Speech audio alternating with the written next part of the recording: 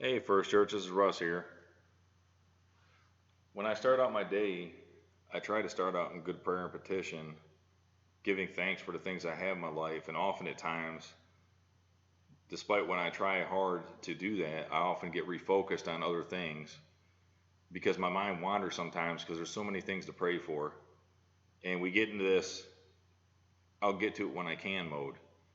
Now, how many of you have ever been in the I get to it when I can mode or what they call procrastination?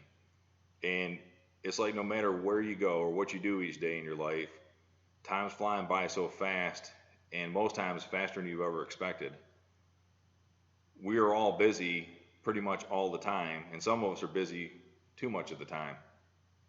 But you should always start your day in prayer and petition to God and at least give Him the first 10 minutes and the last 10 minutes of each day. Now, I remember a few weeks prior to the pandemic hitting, I wanted to get all four tires on our vehicle replaced. And I had plenty of time because, there's no worries, the pandemic hadn't hit yet. Plus, I always want to get the money worth out of my tires I had right now.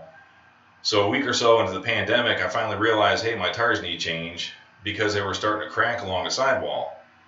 So I called the place and I spoke with the installer who had my size of tire, and I was glad to hear, oh, sure, I can get it for you, but he said it'll take 2 to 3 weeks. And I thought to myself, perhaps I waited way too long. Now, some would call that procrastination or delaying or postponing.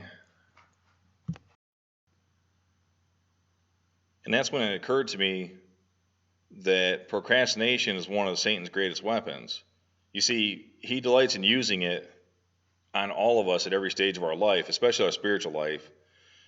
It's kind of like he gets the 12-year-old to delay in his faith by saying, I'm much too young to think about God. The 18-year-old to delay by saying, I'm too smart to think about God. The 22-year-old delay by saying, I'm much too happy to think about God.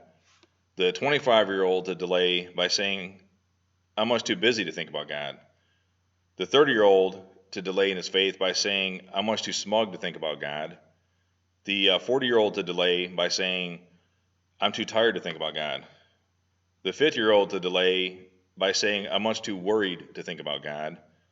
The 6-year-old to delay in his faith by saying, I'm much too old to think about God. And before you know it, what happens is death comes unexpectedly, and it's too late to think about God. You see, ever since the fall of man, Satan's been on the move looking for ways to cause devastation. He continues seeking to deceive and hinder mankind. There had to be a sacrifice made that would appease the righteousness of God. And of course, we all know that sacrifice is Jesus Christ. As Jesus declared, it is finished, he served notice to saying that sin had been atoned and he had accomplished the will of God in humanity, that we could be reconciled through his blood. Now, many believe that Satan rejoiced on Calvary, but that's not true.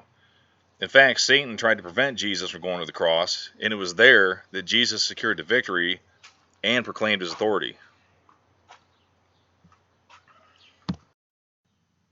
And that actually made me think about something my granddad used to say, that idle hands are a tool of the devil.